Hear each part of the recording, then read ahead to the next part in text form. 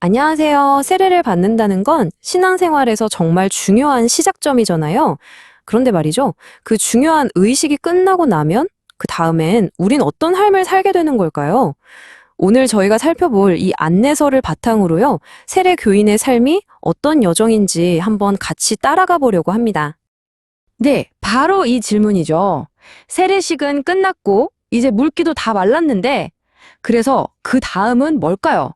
오늘 우리가 함께 풀어갈 이야기는 바로 이 질문에서부터 시작됩니다.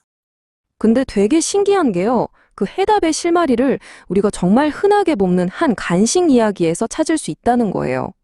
이게 대체 무슨 이야기일까요? 자, 그 간식 이야기가 우리에게 던져주는 첫 번째 키워드, 바로 헌신입니다.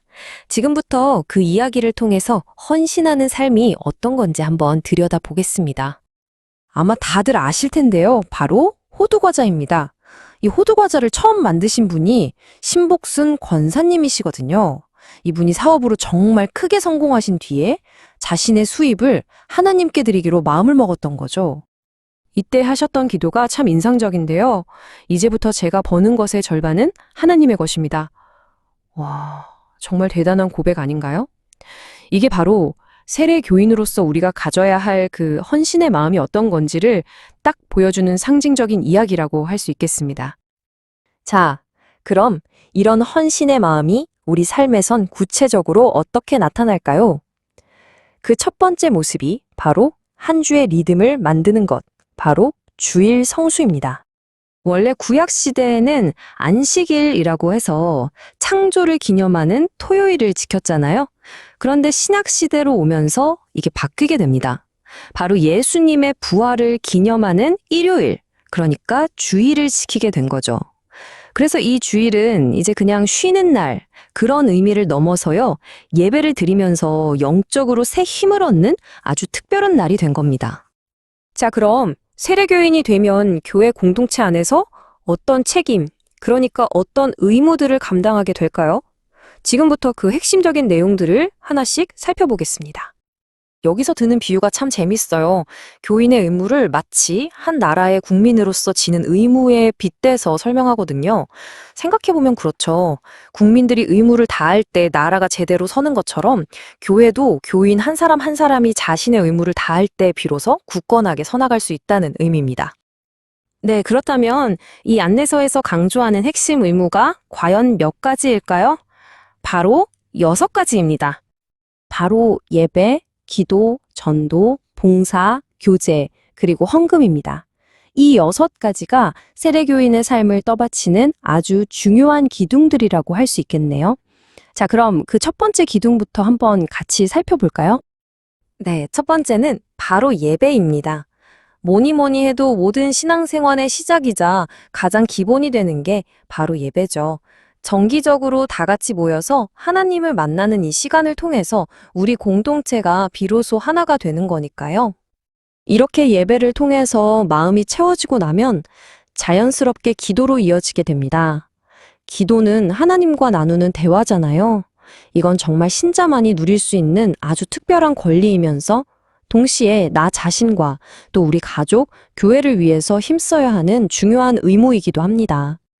자, 이렇게 예배와 기도로 개인과 공동체가 단단해지고 나면요, 그 시선이 이제 안에서 밖으로 향하게 됩니다. 바로 전도와 선교를 통해서 말이죠. 이 복음을 전하는 것, 이게 바로 교회가 존재하는 가장 본질적인 이유, 바로 사명인 거죠.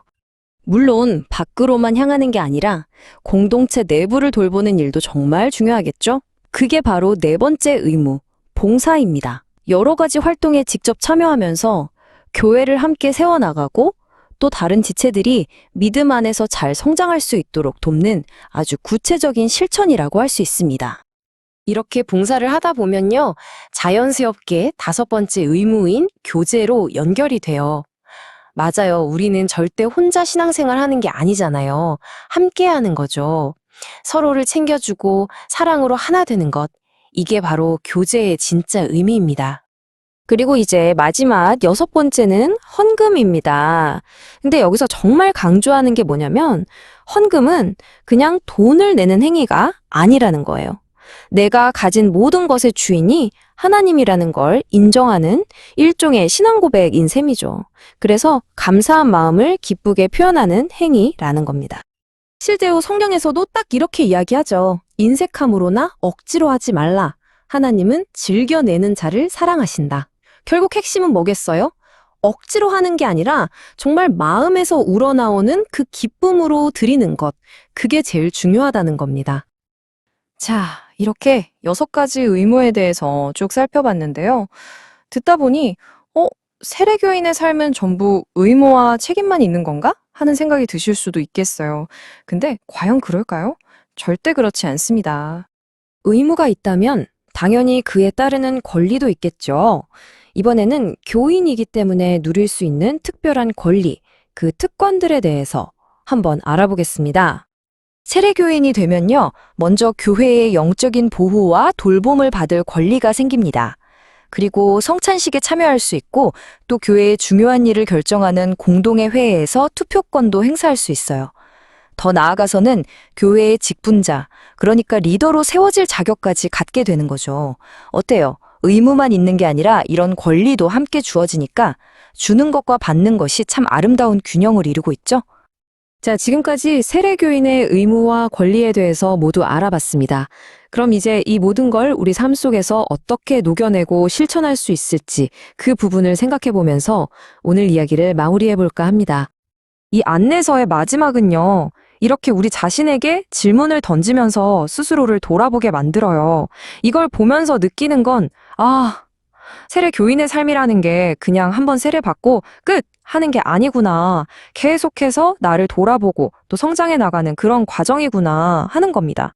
오늘 이야기의 마지막으로 이 안내서에 담긴 이 질문을 여러분께도 한번 던져드리고 싶네요. 이 날을 그리고 이 세례교인으로서의 삶을 온전히 지켜내기 위해서 여러분은 무엇을 내려놓아야 할까요? 오늘 이 질문을 마음속에 품고 한번 깊이 생각해 보시는 그런 시간이 되셨으면 좋겠습니다.